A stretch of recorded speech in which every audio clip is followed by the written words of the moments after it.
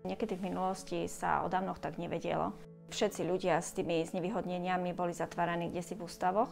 Máme také šikovné dievčatko Magdalenku.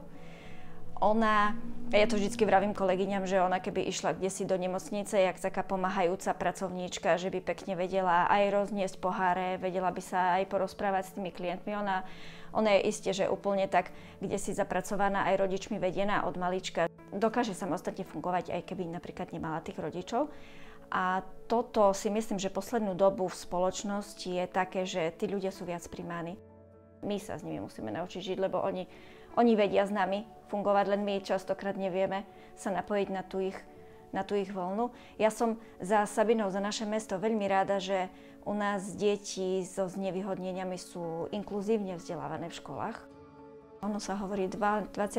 márec, to je 2+1 je 3, čiže to je tá trizomia toho chromozomu.